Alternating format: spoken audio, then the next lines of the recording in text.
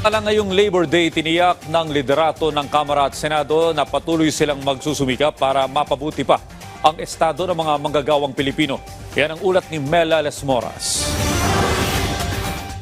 Kapwa kinilala ni House Speaker Martin Romualdez at Senate President Francis Escudero ang kadakilaan at mga pagsisikap ng mga manggagawang Pilipino ngayong Labor Day. Ayon kay SP Escudero, dahil sa ating mga manggagawa na itataguyod ang mga industriya, negosyo at serbisyo sa bansa. Pagtitiyak naman ni Speaker Romualdez, patuloy silang magsisikap para mapagbuti pa ang estado ng mga manggagawang Pilipino.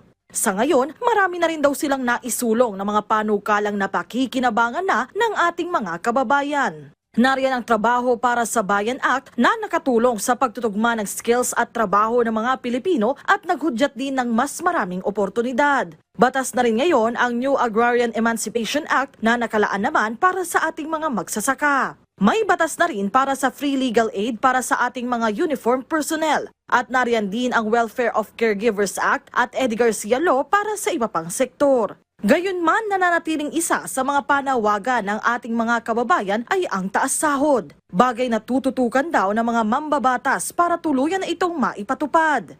Siguro high time na yung hinihingi nilang wage increase siguro kailangan i-implement na. Patuloy po nating isusulong ang living wage bilang pamantayan po sa pagtatakda ng sahod.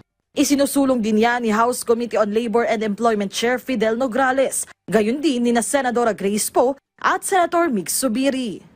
Bagamat patapos na ang 19th Congress, pagtitiyak ng mga mambabatas, patuloy ang gagawin nilang pagsusulong sa mga panukala para sa mga manggagawa pagdating ng 20th Congress. Mela Lesmoras para sa Pambansang TV sa Bagong Pilipinas.